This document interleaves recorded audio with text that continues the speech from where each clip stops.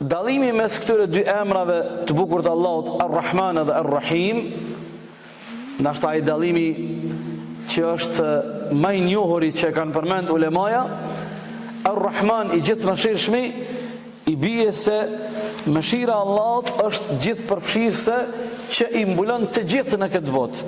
Muslimonin, jo muslimonin, besimtarin, jo besimtarin, bamirësin, jo bamirësin, njeriu në devotshëm, njeriu në gjunaqar, njeriu në zullumqar, të gjithë i përfshin. Ndërsa Ar-Rahim është mëshirë e veçantë që Allahu te baraka ve taala e ka rezervu vetëm për robërit e tij në ahiret. Këto në nënvizojnë dhe një herë, Ar-Rahim është mëshirë e veçantë që Allahu te baraka ve taala e ka rezervu për besimtarët nesër në ahiret.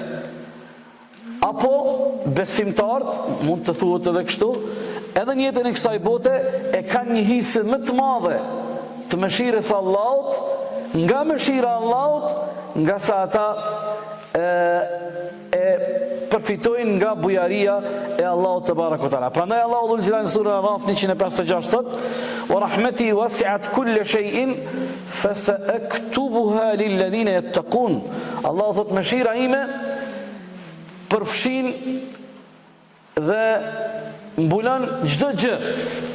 Nuk mbetet asgjë jashtë asaj, ndërsa e tash ka një, Allahu thot me thekë veçantë, ndërsa thot për besimtarët e devotshëm, ata e kanë një pjesë, një dozë të mëshirës më të madhe që përfitojnë nga mëshira Allahut te baraka ve taala.